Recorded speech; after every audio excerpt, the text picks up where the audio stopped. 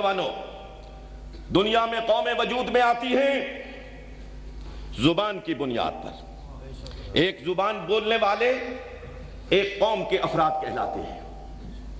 نسل کی بنیاد پر، نسل کی بنیاد پر، وطن کی بنیاد پر ایک جغرافیائی حدود میں بسنے والے ایک قوم کہلاتے ہیں۔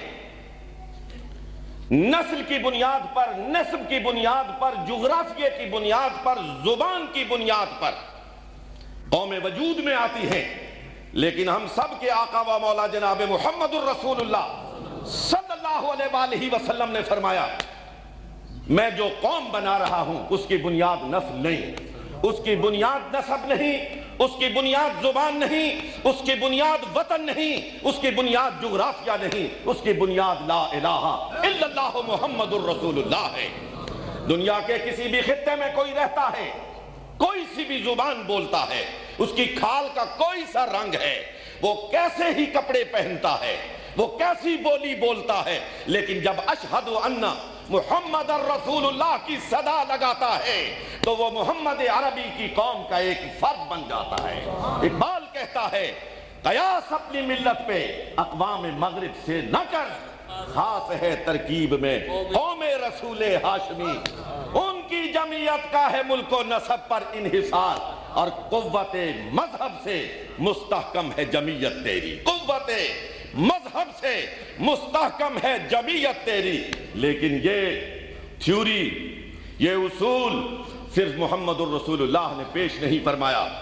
لوگ آج ریسز کی بات کرتے ہیں، لیکن عرب کا وہ معاشرہ جس کی بنیاد ہی نسل پرستی پر تھی، جس کی تفاخر کی بنیادیں ہی آباء و اجداد تھے، اس اناد بری دنیا میں کھڑے ہو کر محمد عربی نے فرمایا، لا فضل لعربی علی عجمی ولا لعجمی علی عربی ولا لأحمر علی اسود ولا لأسود علی احمر کلکم ابناء آدم و آدم من تراب۔ کسی عربی کو کسی عجمی پر، کسی عجمی کو کسی عربی پر، کسی کالے کو کسی گورے پر، کسی گورے کو کسی کالے پر کوئی فضیلت، کوئی برتری، کوئی فوقیت حاصل نہیں۔ فضیلت و برتری کا معیار تقویٰ ہے، پرہیزگاری ہے۔ لیکن یہ کہنا آسان ہے، آج بھی لوگ کہتے ہیں، لیکن آؤ قربان ہو جاؤ محمد عربی صلی اللہ علیہ وسلم کی پاؤں سے اڑنے والی اس خاک پر۔ حاضرین گرامی مرتبت، زید بن حارثہ ہے، حضور کے پاس غلام کی حیثیت سے وہ چھوٹا سا بچہ آتا ہے۔ حاضرین گرامی مرتبت، ماں باپ لینے کے لیے آتے ہیں، حضور اجازت مرحمت فرماتے ہیں، ہاں ہاں اگر یہ جانا چاہتا ہے میری طرف سے کوئی پابندی نہیں، لیکن اس کی رضا حاصل کر لی جائے۔ زید کو بلایا جاتا ہے، سرکار فرماتے ہیں، زید یہ تمہارے رشتہ دار تمہیں لینے آئے ہیں، یہ تمہیں اپنے گھر لے جانا چاہتے ہیں، میری طرف سے اجازت ہے، جانا چاہتے ہو مجھے کوئی اعتراض نہیں ہے۔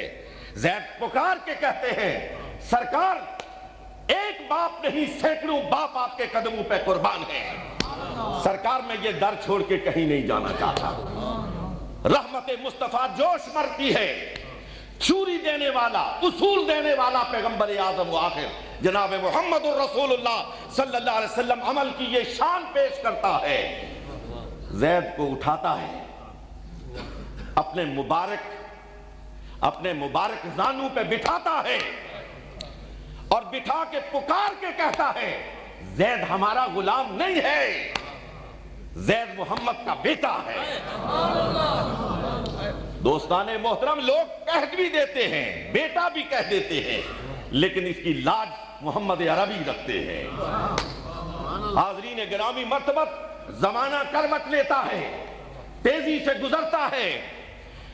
وہ مکے میں صعوبتیں برداشت کرنے والا، مصائب برداشت کرنے والا، تکالیف کے پہاڑوں سے گزرنے والا پیغمبر اب مکے سے، مدینہ طیبہ سے مکے کو آ رہا ہے، لیکن مغلوب کی حیثیت سے نہیں، غالب کی حیثیت سے، مفتوح کی حیثیت سے نہیں، فاتح کی حیثیت سے آ رہا ہے۔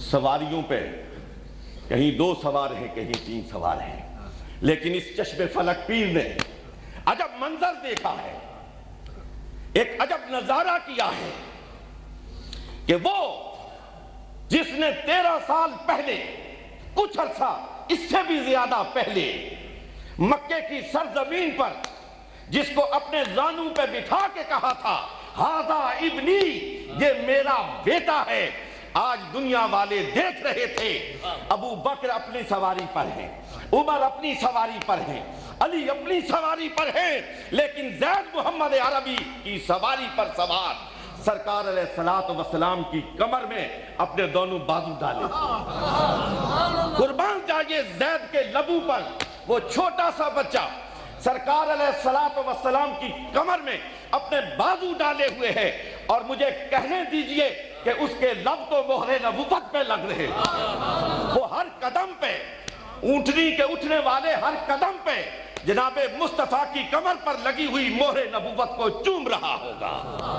حاضرین گرامی مرتبت، وہ پیغمبر اعظم و آخر جناب محمد الرسول اللہ صلی اللہ علیہ وآلہ وسلم صرف تھیوری نہیں دیتا، صرف اصول نہیں دیتا۔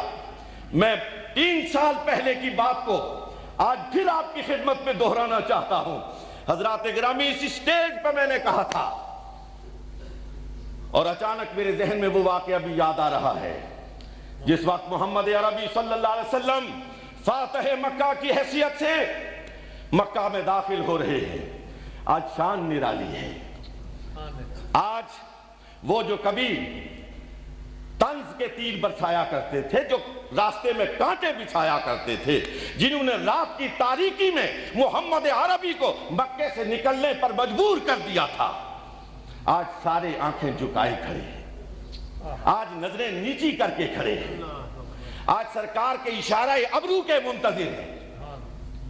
حاضرین گرامی مرتبت، کوئی کس کو دیکھ رہا ہے، کوئی کس کو دیکھ رہا ہے؟ کسی کی نگاہیں کسی اپنے محبوب کو تلاش کر رہی ہیں، لیکن سرکار علیہ الصلوۃ والسلام کی نگاہیں بھی کسی کو تلاش کر رہی ہیں۔ سرکار کی نگاہ اٹھتی ہے، صفوں کو چیرتی ہوئی آگے بڑھتی ہے، اور زبان نبوت پہ آتا ہے، میرا وہ کالا سا حبشی غلام بلال کہاں ہے؟ بلال کہاں ہے؟ اسے آگے لاؤ۔ بلال آگے آتے ہیں، فرمایا ہم نے اصول دیا کہ کسی کالے کو کسی گورے پر، کسی گورے کو کسی کالے پر کوئی فضیلت نہیں، آج عمل کا وقت ہے۔ بلال یہ سارے نیچے کھڑے ہیں، تو کعبے کی چھت کے اوپر کھڑا ہو جا۔ حاضرین گرامی مرتبت، بڑے بڑے سرداران قریش کھڑے ہیں، محمد الرسول اللہ صلی اللہ علیہ وسلم کے وہ غلام جن پر فرشتے رشک کرتے ہیں وہ کھڑے ہیں، لیکن زبان نبوت اس منڈیوں میں بکنے والے کالے سیاہ فام غلام بلال حبشی کو ڈھونڈتی ہوئی اس کا انتخاب کر رہی ہے۔ آج سارے نیچے کھڑے ہیں، تو کعبے کی چھت کے اوپر کھڑا ہو جا اور اعلان فرما دے کہ اللہ اکبر، اللہ اکبر، بڑی ذات صرف اللہ رب العالمین کی ذات ہے، کبریائی اسی کے لائق ہے، بڑائی اسی کے لائق ہے۔ حاضرین گرامی مرتبت، یہ جمال مصطفی، یہ کمال مصطفی مسلمانوں تم سے تقاضا کر رہا ہے کہ اپنے مال سے زیادہ، اپنی آل سے زیادہ، اپنی اولاد سے زیادہ، اپنی جان سے بھی زیادہ محمد عربی سے محبت کرو۔ سید دو عالم صلی اللہ علیہ وآلہ وسلم، آپ صاحب توجہ کے لائق ہے، واقعہ آپ نے بہت دفعہ سنا ہوگا۔ مدینہ کی گلی میں جا رہے ہیں، لیکن اس تصور کو ذرا ذہن میں لاؤ حضرات گرامی، سرکار کا دست نبوت ہے، اور آپ کے دست نبوت میں فاروق اعظم کا ہاتھ ہے، یوں ہاتھ میں ہاتھ ڈالے ہوئے جا رہے ہیں۔ ذرا اس تصور کو منظر پہ لاؤ اور عمر کی عظمت پہ قربان ہو جاؤ۔ ہاتھ میں ہاتھ ڈالے جا رہے ہیں۔ حضرت عمر فاروق اعظم رضی اللہ تعالی عنہ کی نظر جب رخ مصطفیٰ پہ پڑتی ہے مچل جاتے ہیں. عرض کرتے ہیں یا رسول اللہ صلی اللہ علیہ وسلم میں آپ سے محبت کرتا ہوں, اپنی ماں باپ سے زیادہ کرتا ہوں, اپنے مال سے زیادہ کرتا ہوں, اپنی اولاد سے زیادہ کرتا ہوں. سرکار میں آپ سے بہت محبت کرتا ہوں. آپ غور فرمائیے, دعویٰ کرنے والا کون ہے؟ فاروق اعظم ہے. سننے والا کون ہے؟ خاتم النبیین جناب محمد رسول اللہ صلی اللہ علیہ وآلہ وسلم ہے. جواب سنیے, سرکار فرماتے ہیں عمر ابھی تیرا ایمان مکمل نہیں ہوا. عمر ابھی تیرا ایمان مکمل نہیں ہوا ہے.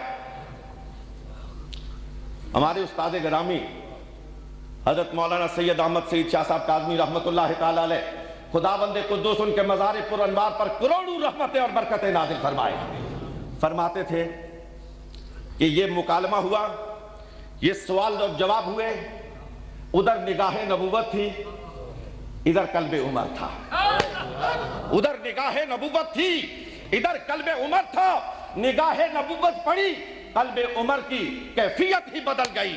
پھر مسئلے عرض کیا سرکار مال سے زیادہ محبت, اولاد سے زیادہ محبت, دنیا و ما فیہا سے زیادہ محبت, یا رسول اللہ صلی اللہ علیہ وسلم اپنی جان سے بھی زیادہ محبت, جان سے بھی زیادہ محبت. سرکار نے فرمایا تم ایمانک یا عمر, عمر اب تیرا ایمان مکمل ہوا, عمر اب تیرا ایمان مکمل ہوا ہے. حاضرین گرامی مرتبت حضور سے اتنی محبت کرو.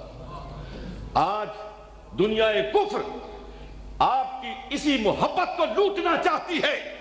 اس اثاثے کو اتنی حفاظت کے ساتھ رکھو, اس اثاثے کو اتنا سمیٹ کے رکھو, اتنا مضبوطی کے ساتھ تھام کے رکھو کہ کفر کی ساری طاقتیں, طاغوت کی ساری قوتیں مل کر بھی تمہارے اس اثاثے پر ڈاکہ نہ ڈال سکیں.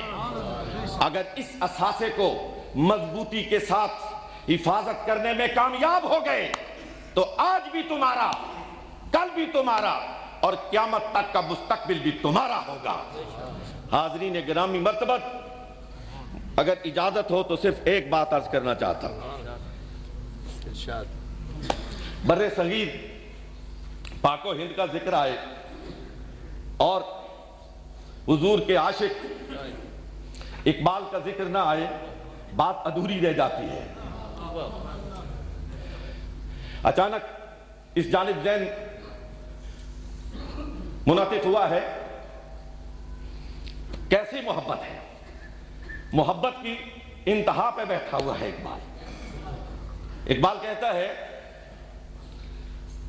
اللہ رب العالمین سے مخاطب ہو کے بارگاہ رب العزت میں التجا کرتا ہے, تو غنی, تو غنی از ہر دو عالم من فقیر, تو غنی از ہر دو عالم من فقیر, روز محشر عذر ہائے من پذیر. مولا تو غنی ہے, تو بخشنے والا مہربان ہے, تو دونوں جہانوں سے غنی ہے. میں تو ایک فقیر, ایک تلاش تیری بارگاہ میں پیش ہو رہا ہوں. اگر وہاں کوئی عذر قبول نہ ہو, معافی کا کوئی ذریعہ نہ نکلے, ور حسابم راتو بینی ناگزیر, اگر وہاں پہ حساب لینا ضروری ہی ہو جائے, اس کے بغیر کوئی مفر نہ ہو, گزرنا ممکن نہ ہو, ور حسابم راتو بینی ناگزیر, از نگاہ مصطفیٰ پنہا بگی. اے میرے رب, جو حساب کتاب لینا ہے میرے آقا علیہ السلام کی نظروں سے چھپا کے لینا. یہ تعلق خاطر ہے جناب محمد عربی صلی اللہ علیہ وسلم کی ذات والا صفات کے ساتھ.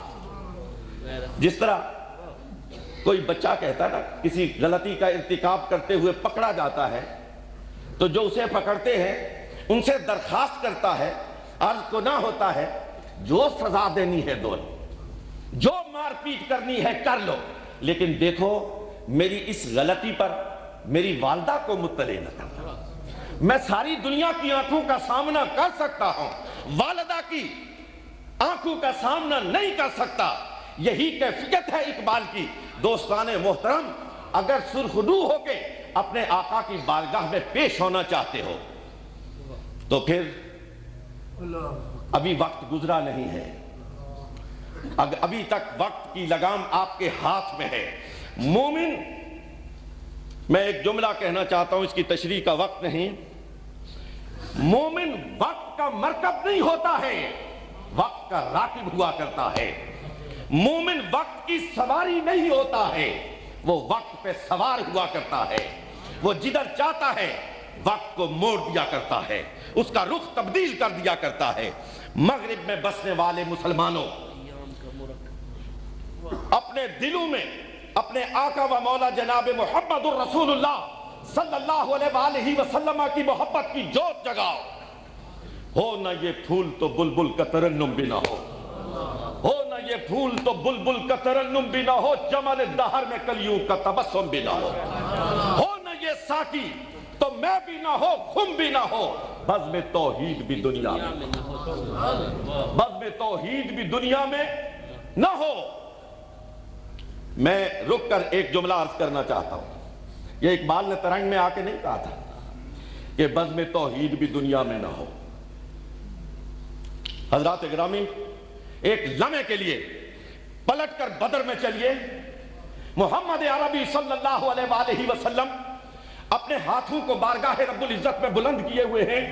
کیفیت یہ ہے کہ آپ کے مبارک کندھوں پر پڑی ہوئی وہ کملی بار بار نیچے گرتی ہے. حضرت سیدنا صدیق اکبر بار بار اسے اٹھاتے ہیں، سرکار کے کندھوں پہ پھیلاتے ہیں اور فرماتے ہیں حضور بس کیجئے بس کیجئے. لیکن سرکار، یہ مصطفیٰ کی اور خدا کے نیاز کی بات ہے. سرکار دو جہاں حضرت محمد الرسول اللہ صلی اللہ علیہ وسلم ارشاد فرماتے ہیں، بارگاہ رب العزت میں عرض کرتے ہیں، یا رب العالمین، میرے پاس جو اثاثہ تھا تیری بارگاہ میں لے کے آ گیا، میرے پاس جو 313 تھے تیری بارگاہ میں لے کے آ گیا ہوں. اگلی بات سماعت فرمائیے، کوئی تبصرہ نہیں کرتا.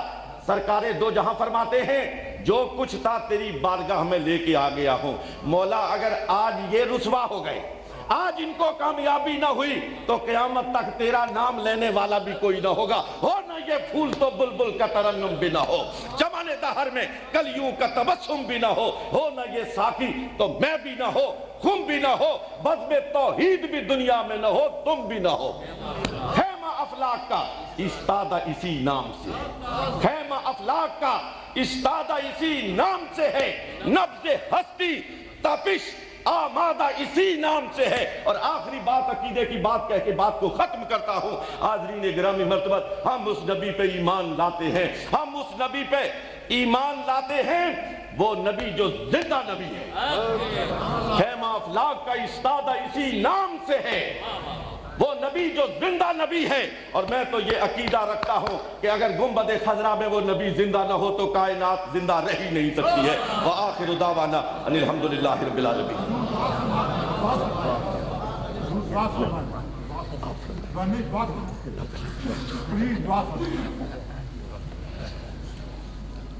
آمین.